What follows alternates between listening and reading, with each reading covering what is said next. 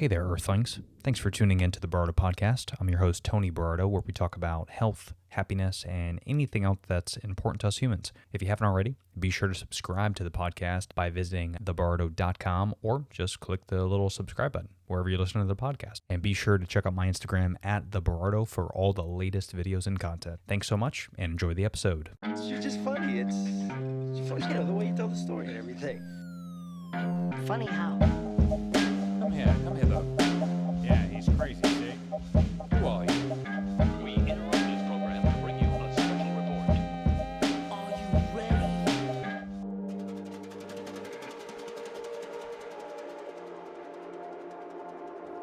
What is going on? Thanks for tuning in. As always, today's a very fun episode. I think you're going to love it, even though I say that with all my episodes, because I think you're going to love all these episodes. But I do want to thank our friends over at Rainforest Bowls. So if you follow me on Instagram, you know that I've been obsessed with Rainforest Bowls for quite some time. Not only do they have absolutely great products, but this company's goal is fantastic. They promote sustainability by actually reclaiming reusable materials like coconut shells, wood cutoffs, which in turn they make great food-safe kitchenware. They also make purchases more meaningful, giving back to communities by working with Trees for the Future to plant one tree for every product sold. So every time you purchase a product, a tree is going to get planted. So literally one bowl, if you decide to buy a bowl, will go to planting one more tree where it actually needs to be planted. And of course, as you know, trees are extremely important for the earth and for us as humans. One of their many eco missions is to plant over 1 million trees within the next couple of years. Year to date, they've actually planted over 10,000 trees. And if you want to know more about that, you can visit Rainforest Bowls, read the entire mission statement that they have available. But if you do want to try out the products, you can get a 20% discount by using my code, TheBardo. Just for listening to this podcast, you're going to get a 20% discount. They have bowls, plates, rainforestbowls.com. Again, the code, TheBardo, is going to get you 20% off when you use that at checkout. Thank you, Rainforest Bowls, for what you do. Thank you for all of you who have already purchased. It is going to a good cause. Okay, ladies and gentlemen, so this is a really educational episode. Obviously, as you know, I'm primarily plant-based, but when I do talk about it, I like to bring people on that know what they're talking about. I think you're going to get some value out of this because unlike a documentary, we're not going to show you some crazy, wild stuff of animals getting treated bad. I'm actually going to bring in a professional who started his own plant-based fitness company. He's out in California right now. I'll leave all his links in the description below. I definitely recommend you check him out. His website has some really cool information and some educational stuff as well. But we talk about the power of plants. We talk about his history, his knowledge. We talk a little bit about healing the gut, healing the brain, the liver. Overall, I think it's a really, really fun conversation. You're going to get a kick out of it. And, you're going to learn a lot too. Even if you don't ever eat plants, I don't think that matters. I just think you're going to get some good educational value out of here. So everyone, please help me welcome Coach G. Yeah, I normally do. So do you, we'll get into kind of your intro and shit in a sec. So do you do a lot of, do you do a lot of like intermittent fasting, or is this, you just do a fast every now and again? Yeah, for me, I do intermittent fasting. I just kind of like pay attention to when I feel like eating. So, sometimes I feel like eating, sometimes, like I'm not in a rush to eat. Right. You know what I mean? Sure. And so like, it just depends on what my activity level is like. Yeah, that makes sense. No, that's a good move. I do want to, so you're in Cali right now? Yep. I'm in Oakland, California. Okay. So is that where your work is? That's where you live? Yep. That's where my gym is. Oh, cool. Okay. All right. So if you can, man, I'd love to know. I know a little bit about you, but for the listeners out there, so what do you do? Where are you at? What's your background? All that jazz. My name is Coach G. I'm the owner and founder of Plant-Based Fitness in Oakland, California. I've been vegan for about 12 years. I like to call myself a plant-based entrepreneur. I got a vegan gym, one of the first vegan gyms in Oakland, California. And also I got a vegan meal prep business too as well. My goal is to definitely help people live longer and just, incorporate healthy lifestyle habits so they can keep themselves disease-free and, living long. That's it. That's it, man. I love that. Yeah, and, we first obviously got connected through the same service that we use for our channels and shows and stuff. And do you use that for your gym a lot, or is it mainly you're starting to use Ecamm for just the business? Like, what do you use an Ecamm Live for? So the thing was, I actually had just started using Ecamm probably like less than a month or so ago. Oh, cool. And my goal was to use it for recording live streams, because I have to do a certain amount of live streams just for my business, just to get content out there. And so that was kind of like what I was using Ecamm for, was like a way to interview people, bring on guests, record myself. You know what I'm saying? Because like, you know how you see people like recording themselves answering questions and going live? Yeah. I kind of like that. So I was like, let me just see what this is all about. That's smart, dude. Yeah. And, you know, if you ever need any help, you know, on the side, you know, you got my number so you can reach out. But I've been using Ecamm for probably about a year and a half. Okay. I love it, man, because mainly, you know, I don't know if you listen to any of my other episodes, but I started my podcast about 2.5 years ago. And I normally have people come in, like, this is my studio, if you could say. Yeah. So I normally have people just come in and we do face-to-face. But since the pandemic happened, you know, I started researching like what to use, like OBS or, you know, some other softwares that are good for interviews. And then, you know, I did Zooms for a while. Yeah. But the interface isn't personal. I mean, it's just the audio kind of blows. I mean, there's just a lot of negatives for it. So I got a Mac. I've been a Mac user for a while, and I found Ecamm, and I was like, oh shit, dude. So now I can send out these links, do these recordings, or I could just like record myself, kind of like I do now with this, you know, overlay that I made. And it's got all my stuff, and that way I could upload straight to YouTube. I haven't gone live a lot. I've gone live a couple times, but I'm just not a fan. I'm not a fan too much of live, because then you have to promote it in advance. And that's a huge positive. But me, I don't like to script my podcast. I don't like to plan them. I just kind of like, you know, because I feel like those are the best conversations, are just two folks just shooting the shit. Definitely. So that's kind of why I've been staying away from live. But for you, I think that's a great idea, because that, to me, I used to be a personal trainer before I was in marketing. And I used to work at LA Fitness as a trainer. Okay. And I wish technology was around, man, because my clients, sometimes they couldn't even, you know, they're stuck in traffic. They come from an hour away and they're like, oh, fuck, I can't make it today. You know, but to do something live and for me to coach them like virtually like this, oh my God, I probably would still be in the industry if that was the case. Right. Well, and I think one of the things for me too, it was just like, I hit a wall with live coaching, or, you know what I'm saying? Like internet coaching. Oh, internet. And okay. You know how it is, because kind of like you feel like, I was like, you know, do I want to do coaching online? Because for me, my best is always in person. Right. And so I had like a few clients that was like, hey, we don't feel comfortable coming in. Can we do online coaching? And then I had a coach that was doing it. And then me and that coach kind of parted ways. And then I had to really, really think like, hold up, do I really want to coach people online? And I was like, you know what I mean? Like, you know, because at the end of the day, like the type of coach that I am, you know, they said that you got three type of coaches. You got coaches that are like the drill sergeant, you got the coach, and you got the friend. I'm like a mixture. Everybody's a mixture between those two. I'm like a mixture of the coach and the friend. You know, I don't want to do no yelling. I don't got time to do all that.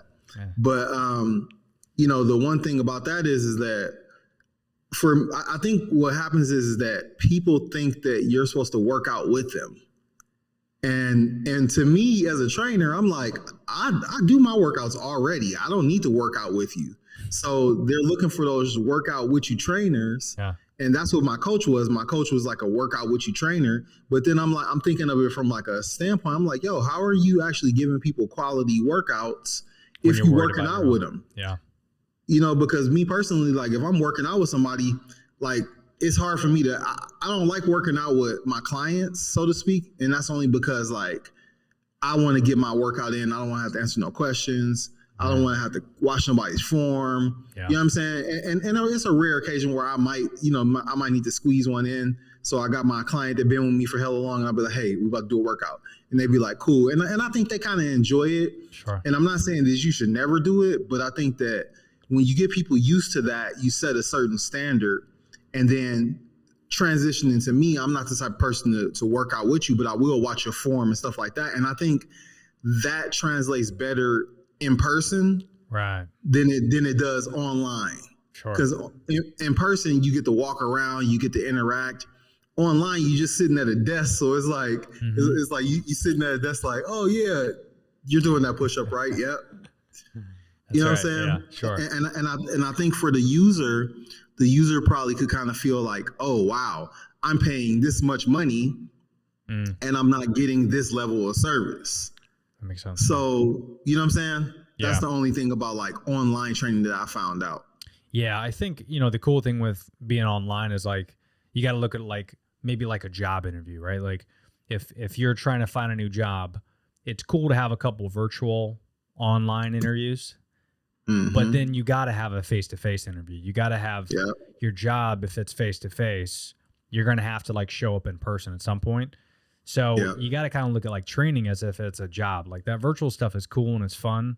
And it's okay to do like with maybe if you're laying a nutritional plan for them or they need some advice. I think that would be kind of rad to maybe like, if you sign up for your meal plan and training, maybe you get like, 30 minutes for free a week of consultation, like whatever, like virtually.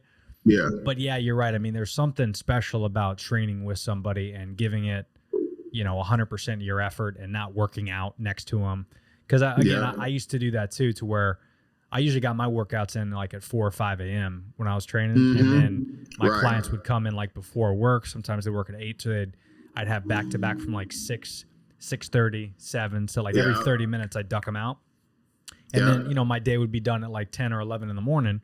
And then I just fuck around for the rest of the day. But I don't know if I've probably a handful of times that I've actually worked out with my clients only because it's an injustice. I feel like sometimes, it depends on how you do it, of course, but yeah, for sure. Yeah. But there's got to be some, like it is personal training. So I feel like you have to be personal. You have to care about every rep they do. You got to watch their form. Cause that's a big thing that, it's a misconception of so many different things. Like the lat pull down is like, that swinging back and forth, if you miss 2 or 3 reps because you're too busy doing your own, it's like that could injure somebody. So, there's a lot to be said about that, but it's a different world though, man. People are so, I got a buddy who's a trainer as well. He owns his own company down south in Miami. And he told me, he's like, bro, being a trainer nowadays is like, it's so different obviously than what it was 10 years ago when I was, but he's like, the biggest problem I have is everything that goes down on social media, I get questioned about constantly. And my training and my certification gets questioned because people show up and like, oh, there's TikTok influencer said this is how you should do it. Hey, Tony, what do you think? And you're like, bro, the guy's on TikTok. Like, how could you take their word over mine? It's like, are you dealing with that at all with clients where it's like they're questioning methods and they want it easier somewhere else because they hear a fad or a trend or something? Well, I think the thing is like one of the things that I have done to avoid that is like I have like a questionnaire before people come see me. You know what I mean? So like one of the things about the clients that I've happened to work with is that they are a little more locked in. They're usually older. And I think with the younger crowd, you usually get the ones that's trying to be trendy. So they want to do all the newest trends. They want to do the BFRs. They want to do everything that's new. Right. And I think that, after a while, people start to realize like quality coaching over just like following trends. Cause it's like, you can follow those trends, but the trends ain't gonna get you nowhere. Like for example, you remember the trend in the fitness industry with the 6-week challenges. Oh yeah. Like everybody, I honestly feel like that ruined the fitness industry. I would agree with that. Because what it did was it took people and they would get like crazy results. It conditioned them that 6 week was the number. Yep. And then they didn't have no contingency plan after that. Like I had somebody that I got to lose. Their scale weight changed from 40. It was like a 40-pound difference in 6 weeks. Oh, wow. And it was other people who lost 31 pounds. It was another one who lost 26 pounds. Do you think them people stayed? Hell no. No.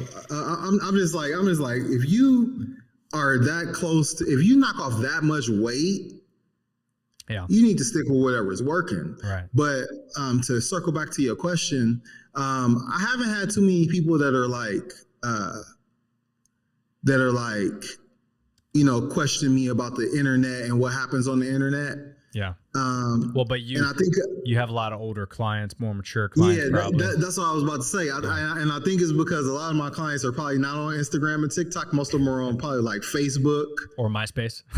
Yeah, Facebook, MySpace, Instagram. Right. So I think that's one of the things too is that, but then that goes back to marketing. It's like you got to figure out what your target market is. And the one thing about when you in that 25 to 35 range, right, that's where they follow in the trends. They trying to follow the next best thing. Yeah. And yeah, I always say it like this, right? Like you got to be able to stick to something to see the results. You know what I mean? Like, and a lot of times, it's not going to be the latest workout or the latest, you know what I'm saying? It's not going to be the latest. It's going to be the really basic shit. Yeah. You know what I'm saying? Like I've got myself. The not to interrupt you. The go ahead. What I was gonna say is the idea of training that people don't. The misconception of training is that you need someone to help you or you need someone to coach you. Forever. And maybe that's the case with some people, depending on if you have pre-existing conditions or injuries or something like that. But really, the idea is to create yourself a lifestyle, and some people can't do that on their own because it's difficult if you don't have the self-discipline. Definitely. It's not just about working out, but it's about eating. It's about even having a good job. Sometimes people don't have the discipline to stick to a good job and do well at their job and have the motivation to continue their job. So some people just need that little push. And working out in general and eating right is just it's a lifestyle that it's not. There's no fast way to do it. I mean, as much as we want to think there is. And that's the problem with social media, I think, to your point, is these younger kids. And, I'm 36, so, I get it. But I was raised, again, when I was 18, 19 years old, when I was training people, it was me, them, and a notepad. We didn't listen to fucking music. We talked it out. We counted out our reps. We spoke during, like, in between sets occasionally. Yeah. But more often than not, like, I was not there to be your friend because my goal is to train you. We trying to get to a goal. That's it, man. So like, I love what you said about, having a coach and a drill sergeant. Like there's definitely something in between there, which is a big reason my wife doesn't let me train her, is because she hates me telling her what to do. But what I do is I have a home gym and my whole wall is a chalkboard. So I'll write out, I write out my workouts and I do 2-week increments. So I usually train 5 days a week, but I only do the same workout for 2 weeks. And, I'll switch it up. Like 1 week will be like plyometrics and a lot of TRX stuff. And then the next week will be weights and dumbbells. But I write out her workout and she'll do it, but I can't tell her to do it. Right. But she's that type of person, which is totally okay, which is as long as they have something, that's the key. But you have she'll get it done. Right. You got to maintain that lifestyle, man, because it's very similar to like the Atkins diet. I always use that as an example when I was a trainer. The Atkins diet made sense back then for a couple weeks.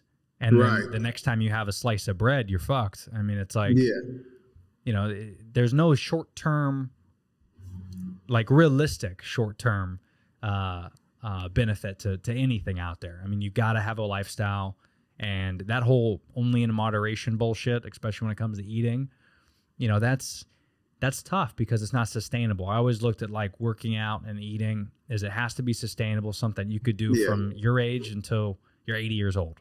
Like it has to be a lifestyle. Got to be a lifestyle. Yeah, because it ain't no such thing as moderation. No. People always say like, "Oh, everything in moderation." Moderation looks different to different people. For some people, moderation is 4 beers. For some people, moderation is 2. Yeah.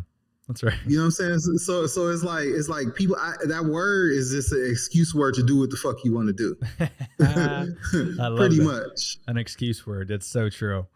Yeah, because that's everyone's always like biggest gripe is anytime you say something and you look at them, you go, "Should you be eating that?" And they go, "Everything in moderation." Everything in moderation. Like, come on, get the fuck out of here. That's just an excuse, bro. Yeah, that's funny. Right. And is that a big reason why? Because you say you've been vegan for 12 years now? Yeah, 12 years. Did you start transitioning to being plant-based vegan when you were a trainer, or did it happen before you were a coach? It happened before. Did it? Okay. Yeah, it happened before. So basically, like, my story on that was kind of like I was going through a really transition period. I was probably like about 27, 28 around that time. And I started just like educating myself. I was on a really big educational journey. I started learning about, Black history. I started learning about food. And one of the things that stuck out to me was that a lot of people in my family were dying of food-related illnesses. Like my grandma on my dad's side died of colorectal cancer. My grandma on my mom's side died of a stroke. It was just like so many things that happened. My uncles were dying of like other stuff, and it was just so much death in my family that I started to look and I started to, think about what life will be like in the future. So I was like, hey, start researching longevity. You know what I mean? And then my mom wasn't always in the best of health either. So I just had unhealthiness around me, surrounding me, and me being the solution-oriented person that I am. I just started thinking like, man, what can I do to help people get better, or to help even my family get better? So I started looking at, I watched this documentary called Food Inc. Oh yeah. And that kind of changed, it changed my life in a way, because it exposed to me the systems of food, right? And how we participate in these systems that we don't really know about. And if we knew about them, we wouldn't participate in them. It's kind of like, for example, like, for me, I always like to live in the reality of what things are.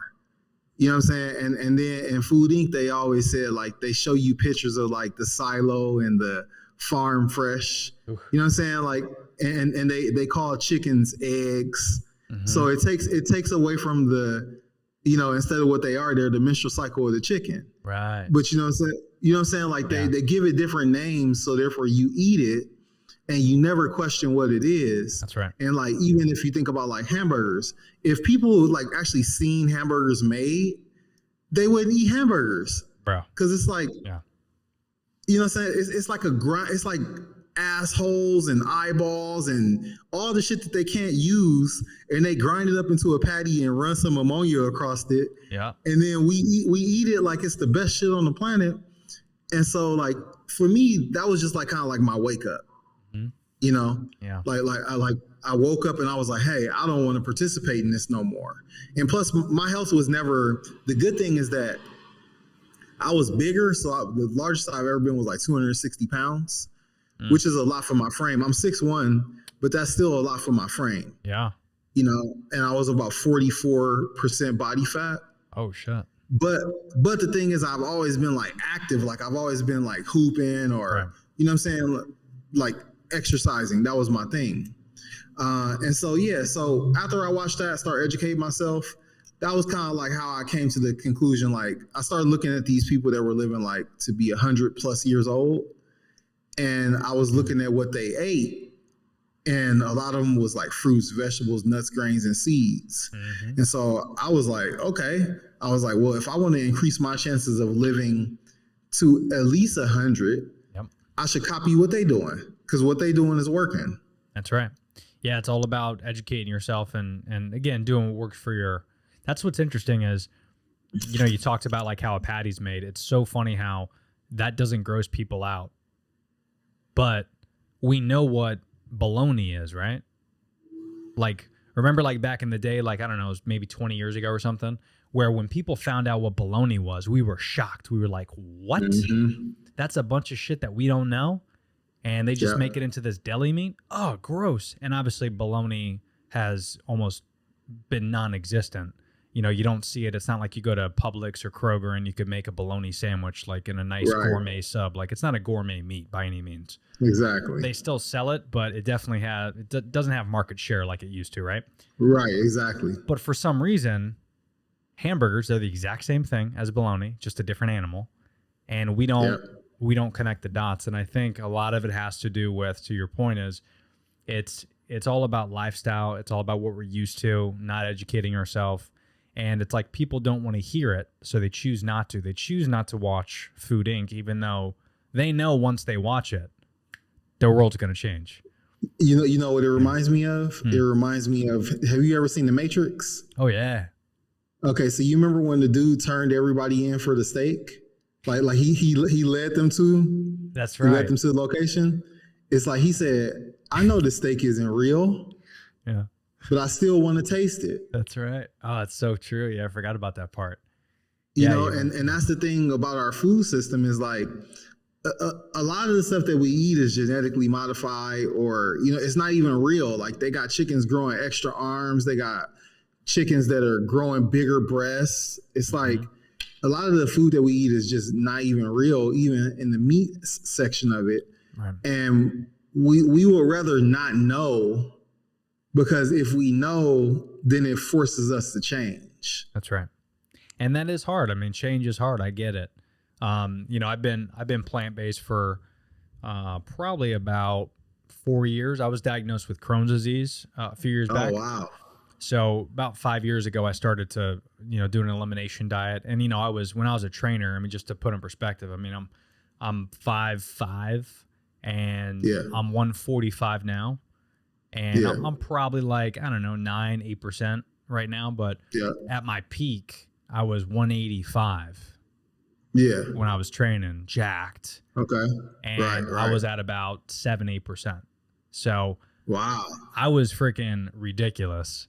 And, I was training. I mean, I was in the gym probably, I don't even know. I want to say realistically 14 hours a day. Like it was madness. Yeah. Well, you had to, because you had to keep that muscle mass on there. Yeah, dude. And I was eating like 6,000 calories a day. I would post workout. That's a job in itself. For real, dude. For real. Because, these little like snacks, these trends of like eating small meals here and there, I was doing 6 meals a day, but each one was, 1,100 calories a day. Like it was peanut butter galore, bread, brown rice, chicken, grilled chicken, steak, hamburger. Like I was going nuts. And I'm almost, I wish I had evidence of it, but I could be 90% sure that my lifestyle back then and what I was doing to my body and the stress I put on my intestines, I'm almost confident that's what gave me Crohn's. Crohn's isn't hereditary. Yeah. But I could tell you exactly what happened. Yeah. It's a thing called overfeeding, right? And the thing about it is this, right? So you have the calorie model for food was based off of processed food, right? Right. So the problem is that we still follow the calorie model and not the nutrients model. Right. Now, the thing about that is that you cannot eat 6,000 calories of nutrient dense food. Yeah. It just won't work. Right. So, but the thing is, you can do powders, supplements, shakes, because those are denatured foods. Yeah. So your body doesn't look at them as like whole foods. Because, like, for example, have you ever ate just like a bunch of mangoes one time? No, like maybe one at a time, not a lot. Okay. Yeah. So for example, if you try to eat 3 mangoes, your body will stop you at a certain point. Yeah.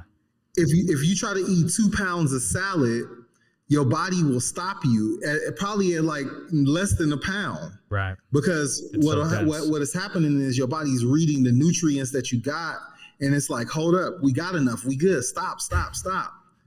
You know what I'm saying? But when you're eating foods that are not nutrient dense, like things that are fried, cooked, baked, your body needs more of those things to feel satiated. And that's why when you eat all that shitty junk food, you don't feel full right away. That's why you can eat 3 McDonald's meals. Yeah, exactly. And still feel hungry. But you got the calories in, but it's not, the food is not nutrient dense. And so what was happening is, you got to think about it. We only got a certain amount of digestive fire in our lifetime. Yeah. And so what you did was you sped up the life of your digestive tract by eating so much. Yeah. You know what I'm saying? Because what you had to do was, in order to keep that weight on, your body didn't naturally want to hold that weight. Your body is naturally doing what it does right now. So whatever weight, muscle mass you are now, body fat percentage is now, that's where your body wants to be at. Right. That's what's meant to be. Yeah. Exactly. The problem is that when we start doing bodybuilding or anything like that, we force that muscle to pack on. So now we got extra muscle, which I say it like this, right? Too much muscle is the same thing as too much fat. It's just reverse. Yeah. Because think about it, with all that muscle, you still have to have your arteries and your veins have to circulate around it. It still has an effect on your joints. Because I remember when I was doing all type of bench presses and stuff like that, I would have shoulder pain sometimes. And I was like, damn, why is my shoulder hurting? You know what I'm saying? And it was because of the amount of muscle mass that I was packing on my bones. That's right. Well, and that's why a lot of people that, are bodybuilders, I mean, in the course of, 30, 40 years that they're doing it, whatever, as they get older into their 60s or 70s, they have a lot of heart problems. Not necessarily all because of, those guys are definitely jacked up on steroids. Oh, but yeah. The juice do it. The juice does it. But also, too, I mean, you're pumping more blood than your body's meant to, and it's coming from your heart, and it's got to feed all these other muscles that your body's not supposed to have. So now your heart is working extra overtime. And dude, that's exactly right. I mean, of course, I tell doctors all this, and they try to give me prescription drugs for Crohn's disease and all that. So eventually I got on that after I was first diagnosed, but I was still having some episodes. And then I started doing an elimination diet, figuring out what the hell's wrong, because it was happening. So it was kind of sporadic, but it was definitely food related, because my case is a little bit different. So I'm sure you're familiar with the disease. I won't go too graphic into it, but my disease is a little bit different because where it's at in my intestines, at the last part of my intestines. So usually I won't have an attack until my intestines are completely full. Right. So it's almost like a hose that gets clogged, right? And then I just can't go to the bathroom at all. So I got to go to the hospital and they pump me out. Which is like a 4 or 5 day process. And see, that's the thing. You gotta this is one thing that so my grandfather was a naturopathic doctor, right? Okay.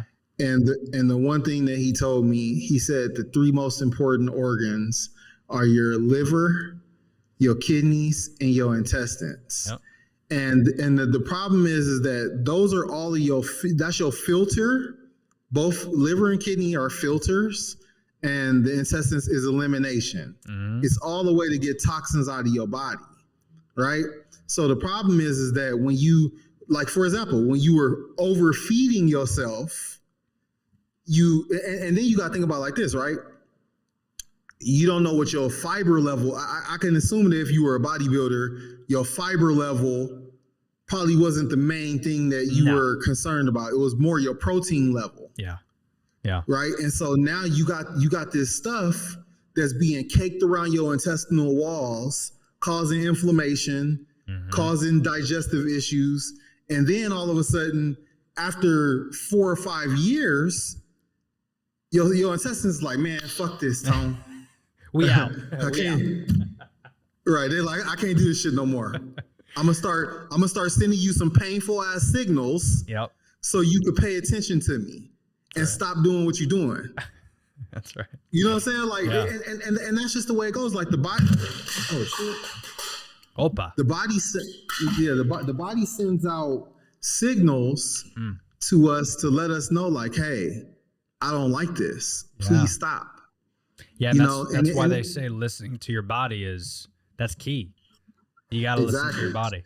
And I finally did, and thank goodness I educated myself on the disease and kind of how it works and all that. And I mean, everything you're saying, you're nailing it, because that's what I came, that was my conclusion. And then I ended up doing an elimination diet, and I got off my medication. I haven't been on medication about 2.5 years because I went to a plant-based diet. And, because fish and chicken and steak, obviously I eliminated that first.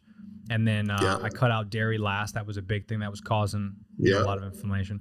And then I'm realizing, that's why I asked you earlier about intermittent fasting, because I do a lot of intermittent fasting. And, I talked to a couple friends that I met through this podcast that also have Crohn's disease, but a different version of it.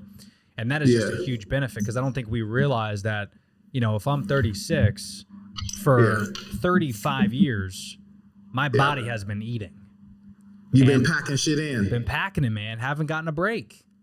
So it's just so great. Like you say, I mean, everything's got a shelf life, right? So my intestines, my intestines are probably 70 years old.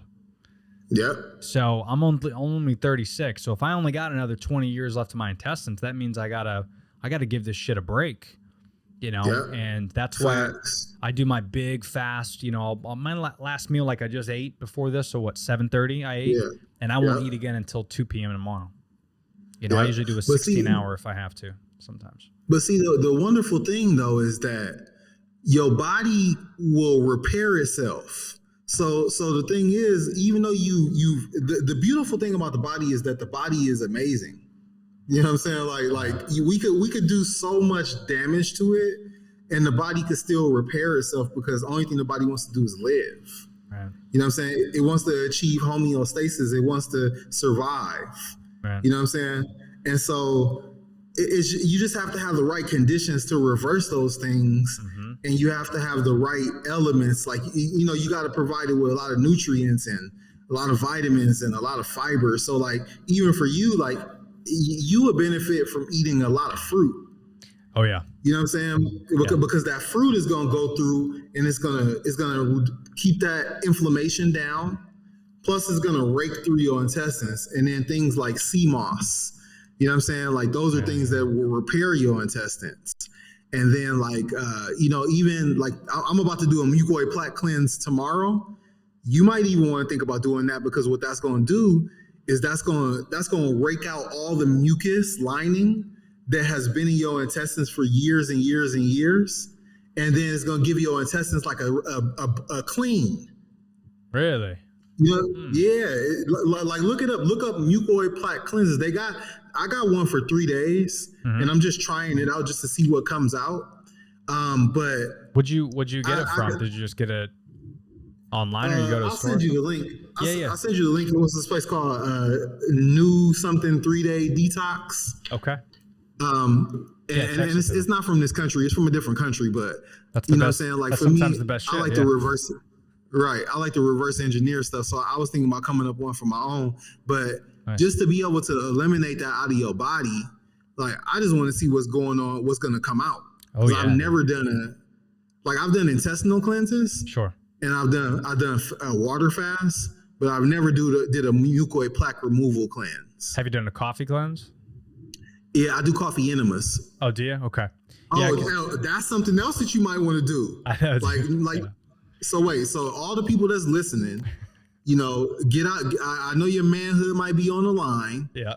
But the benefits of a coffee enema are crazy. You know what I mean? Like they've been using them for cancer treatments. Mm-hmm. And the one thing about a coffee, like that's the only way you should consume coffee is through coffee enemas, because the way coffee is it's a protoplasmic poison. It poisons you on a cellular level, right? Mm-hmm. And the reason why is because it's roasted. Anything that's roasted, you change the chemical composition of it. So, they might have all these stuff out here like, oh, drink this type of coffee or drink this decaffeinated coffee. And it's still anything that dehydrates your body, to me, cannot be good because we are water. Yeah. So that means if you're coffee and I consume you, you're taking away from me every time I consume you. Yeah. So I don't know how you can be a health product if you take away and you don't give. Right. Yeah. You know what I'm saying? Yeah, that's a good point. But when you introduce it to your rectal, your body, your liver produces a natural antioxidant that we produce naturally in our body called glutathione. Right. And it produces 600% of glutathione. Mm. So then you'll see some gnarly stuff come about when you done with the coffee enema. So what do? You buy that online, just coffee little enema tabs, or you do the tube? No, you got to get the bag. You got to get you got to get the bag, and then what you do is you boil the coffee for a little bit. It's that beer bong type of shit. Yep, and then you let it cool down. That's exactly what it is. Yeah. And then you let it cool down, and then you lay on your side, tuck your knees to your chest, and you put a little lube and you insert it on in. Woo. And then you got to hold it in. I think the recommendation is you got to hold it in for it has to drip down in, and then you got to hold it in for 10 minutes. 10 but minutes? Once you do that, yeah, you got to hold it in for 10 minutes. But once you do that, it's just a way to give your intestines a lift, plus a break. Sure. You know what I mean? Like, and that's another thing too. We don't really focus on our intestinal health until we run into problems. Right. You know what I'm saying? True. Like, and then they want to cut, and then they want to, they want to do all these things that don't really help your intestines out. That's true. Like, you know what I'm saying? Like, think about it. If any type of shit gets in your body, you die. Yeah. So it ain't really nothing to play with. It's like, hey, take care of me or don't. That's serious. Yeah. Yeah. And of course, they say that, surgery was on the table if these meds didn't work out. And, they gave me a bunch of these meds. And like I said, now that I'm plant-based, it might've been a couple years since I was even in the hospital or had an episode. Now I know how to manage it, right? Because I think the intermittent fasting is helping a lot because I'm not, overworking my intestines. But it is kind of interesting how we don't, like, I appreciated my body so much more, like on not even a personal level, like on a cellular level, I respected the process of everything that has to do with the body because, we're really the only organism that could research our body and understand it enough. And even with all that, we don't respect it enough because you could cut apart a lobster. And there's studies that show that we have a lot of similarities with lobster, and you can cut apart a lobster and its intestine and its body and all that, and it's so complex, and we take that so for granted. But ours is 1,000 times complex, 1,000 times bigger, and what we just shove in our face, we don't even read nutritional facts. We just the FDA said it was okay. Sure, all right. Like, what? What are you doing? And think about this though. Think about how big your liver is. I don't think people know how big our livers are. It's huge. Our livers cover a majority of our stomach. Yeah. So think about how much work that one organ does for your body. Crazy. It's mad. And then other stuff like even with our kidneys. Yeah. And then I'm gonna let you get back to. I just want to say this real quick. Okay. Even with our kidneys. Your kidneys do telekinesis and send blood magically from one area of your kidney to the next, like teleportation of blood. Insane. Like what the? It's not. Like what? And it's all dictated off of this little guy pumping everything, and then this little computer we don't even understand. Like we know more about the ocean than we know about our brains. And we only know, I think a study came out where it was like we only have studied 2% of the entire ocean in the world. Like we only know about 2%. It's like, what? So there's 98% that we just don't fucking know about? That's madness. Yep. And we know more about that than we do our brain. Like the brain is so complex and, it runs the whole machine. And that's what's so crazy is I really found out, and that's what I love about being plant-based and immersing myself in the culture, is you learn so much, not just about your body, but how we're connected to the earth, the environment, how our organism, because that's all we are is we're water, right? Like you say. Yeah. I mean, we, depending on what religious belief you believe in, but I mean, ultimately we, at one point we're just water. I mean, that's kind of how we evolved, and we're all connected, and you're connected to the fish and the trees and all that. And, that's not some, vegan holistic shit. That's like real life science shit. Like it's. Well, one thing I always like to do, like for example, for me, I'm not like a animal rights activist, so to speak, right. But I respect all living things. You know what I'm saying? And like I always like to highlight, for example, like I posted I sent something to like my people, and it was like fish playing soccer. You know what I mean? Like, and I'm like, yo, this takes some intelligence to be able to do this. Like, and I think that because we look at animals, they don't do things the way we do them. We automatically assume them as lower beings. And I always say like honestly, like we not the top of the food chain. No. You know what I mean? Like if you run up on it's certain things that could really fuck us up, like little things. Oh yeah. That could fuck us up, like otters and beavers and raccoons. Like if they wanted to, they could really fuck us up. You know what I'm saying? So we're technically not the top of the food chain because we have to use weapons in order to get things. Oh yeah, like here's an easy way to do it. We talk about the ocean again. Just dump me in the middle of the ocean and see if I could survive. You're gonna have a problem. Oh. No, you're gonna have it's gonna be a little 6-foot shark that's gonna run up on you, or whatever it is that wants you. Yeah. If they're hungry enough, they're gonna get you. Or an orca, they terrify the shit out of me. Killer whales, they're the worst. Well, hey, orcas are definitely my favorite animal. Oh, for sure, they're the best, dude. Like they're the best. They the beast of the ocean, bro. They had a really cool. You got Discovery Plus, like the app, dude. It's worth like $6 or whatever it is a month. You know, because just like HBO Max or whatever, they have their own streaming service, but they have everything ever known, like that was on Discovery and National Geographic and all. And they have this crazy killer whale / orca documentary. And the reason they're called killer whales is they are the apex. Like sharks. Yeah, sharks like literally will change their entire route and their world because they don't want to deal with them. That is terrifying. So it's like, it's like, dude, and they actually had one, and they're so intelligent too. Like they're smarter than dolphins. Like it's crazy. Yeah, I mean they're all dolphins. They had a thing. Yeah. They had a thing over here, and I think it was off the coast of Monterey, where a killer whale killed a shark and just ate his liver.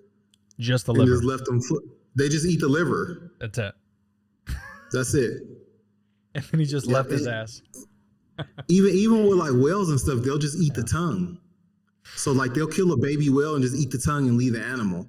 Like they're definitely like apex predators. But you know, it's just like I think once you start learning about your own personal health and how you exist in this environment, you start respecting things differently. It humbles you.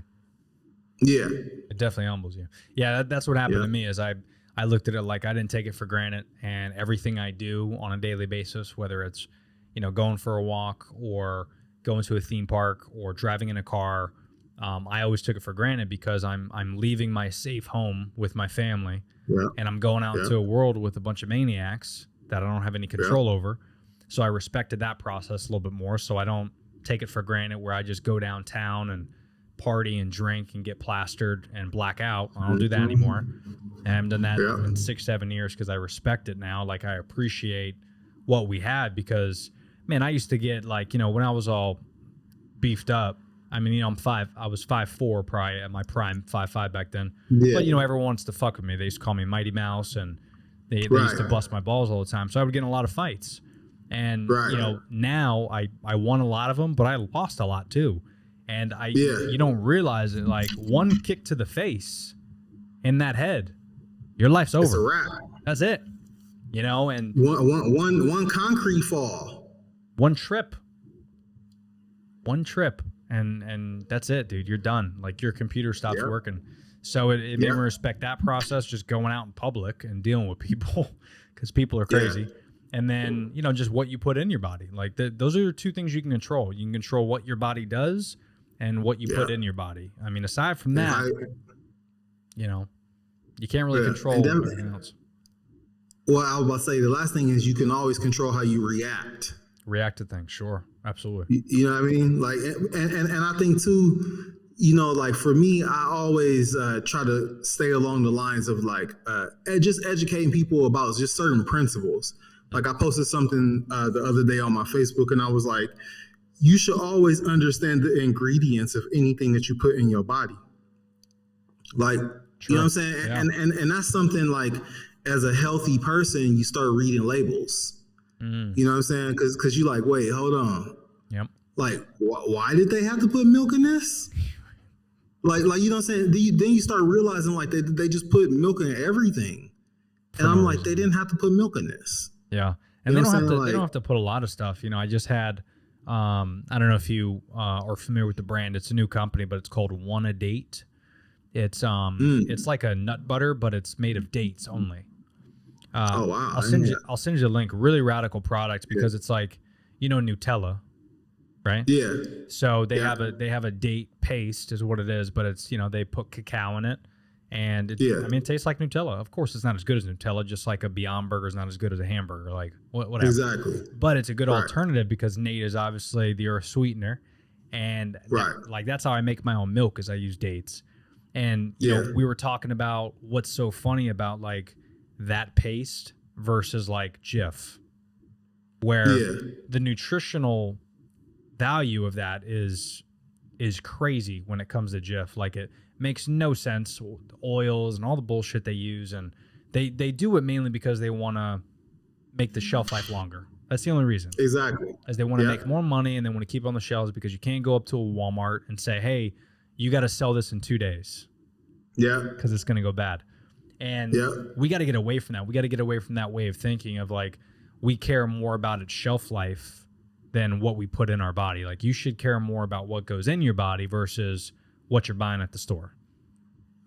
Well, and I think too, the biggest thing is that we got to realize is that all of that stuff is damaging to our health. You know what I mean? Like whenever we eat processed anything, it's all denatured food. So it's all food with very low to little nutritional value. So essentially what you're doing is you're like, if you think about it like this, right? Like you're wasting your digestive fire over stuff that doesn't give you a benefit. Right. You know what I mean? So it's kind of like every time you eat something denatured, you deposit a half a cent in your bank account. That's a good way to look at Every it. Every time you eat something Whole Foods, you deposit $10 in your bank account. So over time, it's going to add up. But the problem is that they market these products so well. Like, you know, most fruit don't have commercials. Oh, yeah. Like when was the last time you seen a fruit commercial? Yeah, that's a good point. When is there? I don't think there is one. Is there one? No, because it's only orange juice. Like there's no actual straight up orange commercials. Yeah. There's no fruit commercials. Whoa, bro, that's wicked, dude. That's a mind fuck. I never thought about that. Yeah, and so if you think about it, anything that they have to make a commercial for usually is not good for you. Right. Because they have to sell you on it. Yeah. They have to sell you the idea that it's good for you. Meanwhile, how many car commercials did you see today? I mean, plenty. Too many. Because you don't need a fucking car. You're fine. Right. Yeah. Wow, dude, that's wild. Yeah, it's a good point, man. I mean, it's, you know, people don't understand. And I think again, that's the connection I'm talking about with food and body, where like I realized when you take a bite of food and you chew it like a cheesecake. Yeah. Sure, cheesecake is good. Absolutely. Yeah, but it's only good right here. Yeah. So for that 4 seconds that you're chewing and swallowing, from then on, it means nothing to your body. Your body does not give a shit about that because there's no nutrients in it. Now, let's be clear, everyone listening, though, it acts like we're talking about eat some shitty food. When you do research and you can actually figure out like how to easily make plant-based meals, once you build up a palate to that and you get out of this like, you know, 25-year-old, 30-year-old palate that you have of eating fast food. Because that was a hard thing. I mean, once you get past all that, like I hated spinach and mixed greens. But when you could train your body where it's like, hey, dude, by the way, I'm going to stop feeding you fast food. I swear. Today's the day. Yeah. And then for 4 weeks. And then after that, you're good. You just got to train your body to get out of that. And you can make some really delicious plant-based meals. Well, that process that you just talked about is called you reshaping your taste buds, because what's happened is that a lot, and I'm even going to take it a little lower. You said 25-year-old. I think people still got middle school taste buds. You're right. You know what I mean? Like that's what I think, because like the stuff that people eat, like I just be like, damn, how could you eat that? Like, you know what I'm saying? Like, and what happens is over time, once we start introducing more healthier things, at first when we try it, we're not going to have a taste for it. It's going to be nasty to us. Right. But what you have to do is you have to reintroduce that back to yourself. And then what will happen is you'll start being able to taste the natural flavors of spinach. And then on top of that, it's all about the way you prepare it.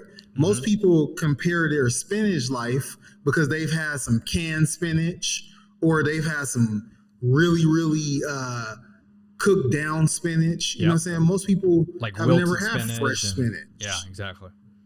Yeah. You know what I'm saying? And so that's the thing too, is like when you start reintroducing things back to your body and you start eating healthier and you start changing your taste buds, then you get a natural affinity for the things that you didn't like before. That's right. And you said you even do you have meal replacements or a meal plan? Yeah, so what I've been doing is I got a vegan meal prep, and it's interesting because my meal prep clients that are local inside of the Bay Area, like for example, I took this week off because I went on a little vacation. I always like to take a little vacation here and there. Nice. And then my client, I could tell when I'm taking time off, my clients be like, man, you know what I'm saying? Because they have to cook for themselves. And the thing about that is that, one of my clients, he told me, he was like, man, he was like, the food that I eat through Monday through Friday is so good that it's hard for me to eat out on the weekends because I feel like I'm taking a downgrade. And I was like, you are, because the stuff that I'm serving them, you know what I'm saying? Like if you guys get a chance, check out some of my menus. I'm serving them like 5 servings of vegetables at one time, maybe more. Wow. You know what I'm saying? And that's when you get in that much nutrients in your life, your body starts to be like, oh, wow, Craving we it, love yeah. this. Craving. And it's flavorful too. It's not drenched in oil. It's just whole. It's really whole foods. A lot of the stuff I'm making is, just recipes made from scratch. I make sauces. You know what I'm saying? It's just real high. I call it high net gain nutrition. Ooh, I like that. And do you know what sell I'm that? saying? Do you sell that just for your clients, or can people like go to the website and look those up? So the thing is, right now it is just a local service, only because I get my stuff from the farmer's market, and the only thing about that is if somebody was to purchase it from me, if I was to ship it somewhere, the quality of it goes down if I have to freeze it. Right. Makes So sense. that's the only issue. So I'm looking at expanding into different areas like the LA area, the Atlanta area, stuff like that. But I'm also going to be doing like a coaching program where I teach people how to start a vegan meal prep business, because I had some pretty good success in starting my own. And, I just been getting into like the education portion. And I know it's a lot of entrepreneurs out there that want to have side hustles or other streams of income. And a vegan meal prep business is definitely a good way to do that. So yeah, for the meal prep, you definitely got to be local because it's a quality thing for me. You know what I mean? Like, no, it's a good call. So if there is anybody, I got a lot of Cali listeners. So if there is anybody out in Oakland, reach out. But either way, reach out to Coach G. I'll leave all his, Instagram and website and all that stuff in the description here below. Yeah.